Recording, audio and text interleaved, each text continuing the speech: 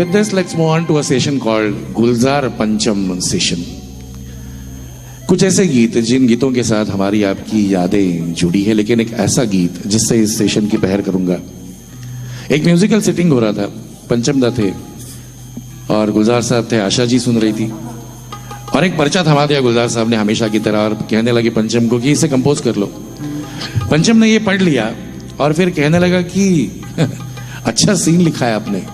तो बोले ये सीन नहीं है, ये गाना, इसे कंपोज करो। तो बोले कल को टाइम्स ऑफ इंडिया थमा दोगे और बोलोगे इसका हेडलाइन है, इसे कंपोज करो। ऐसे थोड़ी ना गीत बनते हैं। तो बोले यही लिखा है पंचम और इसे कंपोज करना होगा। ये सारा डिस्कशन सुन रही थी आशा जी और गुनगुन शुरू हो गई थी उनकी। उसी गुनगुन से एक धुन बनी और ये धुन आशा जी को, गुलजार साहब को नेशनल अवार्ड दे गई। नेशनल अवार्ड नहीं मिला था, सिर्फ पंचम दा को। लेकिन हम और आप इस गीत को आज भी याद करते हैं, इस दर्ज को याद करते हैं। ये क्या किसी अवार्ड से कम है? कई बार ऐसा होता है ना कि हम लोग फिल्मों में गीत सुनते हैं तो म्यूजिक इतना हावी हो जाता है अल्फाजों पर कि अल्फाजों पर गौर नहीं फरमाते। मैं चाहूंगा पहले ये कविता सुने, क्योंकि जब निखर कर आई गीत बना तब भी ये कविता ही थी। और फिर सुने ये गीत। गुलजार साहब कहते हैं, मेरा कुछ सामान तुम्हारे पास पड़ा है, मेरा कुछ सामान तुम्हारे पास पड़ा है। सावन की कुछ भीगे भीगे दिन रखे हैं और मेरे खत में लिपटी रात पड़ी है। वो रात बुझा दो, वो रात बुझा दो, मेरा वो सामान लौटा दो। पतझड़ है कुछ, पतझड़ है कुछ, पतझड़ में कुछ पत्तों के गिरने की आहट जो कानों में एक बार पहनकर लौट आई थी। पतझड़ की वो शाख अभी तक कांप रही है, वो शाख हिरा दो, मेरा वो सामान लौटा दो।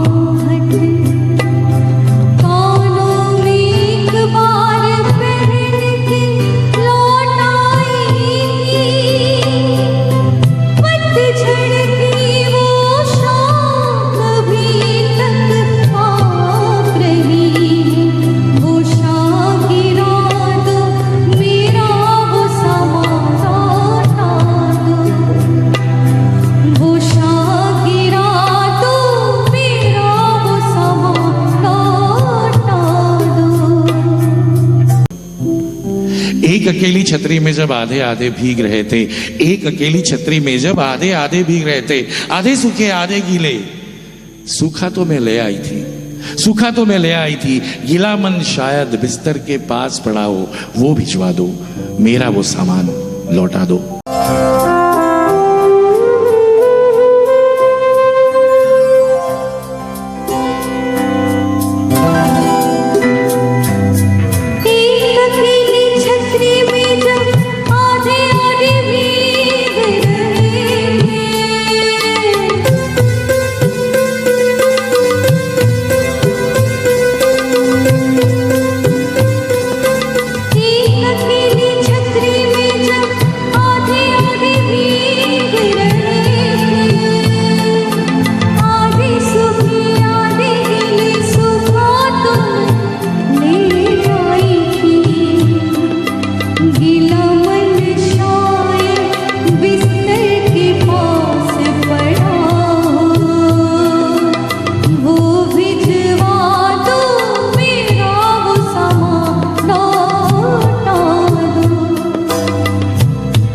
एक 116 चांद की रातें, 116 चांद की रातें और एक तुम्हारे कांधे का तिल, गीली मेहंदी की खुशबू और झूठ मूठ के वादे कुछ, वो भिजवा दो।